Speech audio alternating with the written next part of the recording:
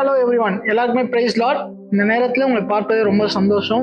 நீங்க எல்லாருமே நல்லா இருப்பீங்க நம்புறேன். இந்த வீடியோ மூலமா உங்களை சந்திப்பது மிகுந்த சந்தோஷம்.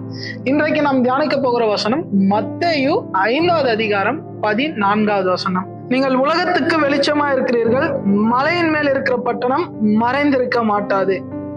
எஸ், இன்றைக்கு நாம் தியானிக்க போகிறோம் you are the light of the earth. So நீங்க உலகத்துக்கு வெளிச்சமா இருக்கிறீர்கள். ஸோ லைட், நீங்க தான் லைட். லைட்டோட மிக முக்கியமானது என்ன? ஒரு டார்க் பிளேஸை வந்துட்டு என்ன பண்ணணும்? வெளிச்சமாக்கணும். அந்த இடத்துல இருக்கிற இருளை போக்குறது தான் லைட்டோட வேலை, இல்லையா? ஸோ அதுக்குன்னு லைட் வந்துட்டு இப்போ இவ்வளோ பெரிய ரூம் இருக்கு, அதுக்குன்னு அவ்வளோ பெரிய லைட் கொண்டு வரணுமா? இல்லை, தேவையில்லை. ஒரு சின்ன லைட் இருந்தாலே போதும். பட் நான் தான் போன வீடியோவில் சொன்னேன், குவான்டிட்டி முக்கியம் இல்லை, குவாலிட்டி முக்கியம். ஸோ அந்த சின்ன லைட் குவாலிட்டியா இருந்தது அப்படின்னா இந்த இருட்டை என்ன பண்ணிடும்? எவ்வளோ பெரிய ரூமா இருந்தாலும் அந்த ரூம்ல இருக்கிற இருளை என்ன பண்ணிடும்?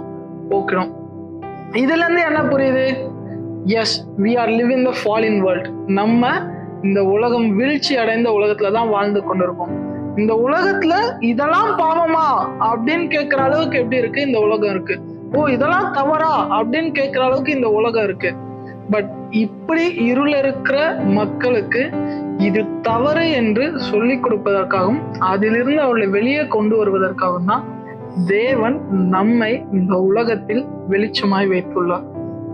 பட் இப்ப எக்ஸாம்பிள் என்னன்னா, நம்ம முதல்ல வெளிச்சத்துல இருக்கிறோமா இல்ல இருள்ல இருக்கிறோமான்றது ரொம்ப முக்கியம்.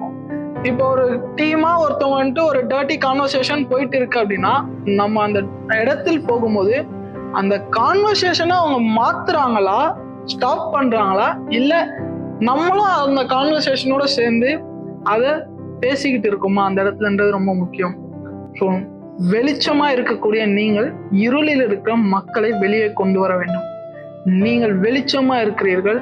நீங்கள் உங்களுடைய வெளிச்சம் மங்கி விடாதபடிக்கு கவனமா இருங்கள். ஸோ இப்படி இருக்கும்போது உங்களை தேவன் அநேகருக்கு ஆசீர்வாதமாய் வைப்பார். அநேகர் உங்களால் ஆசீர்வதிக்கப்படுவார்கள்.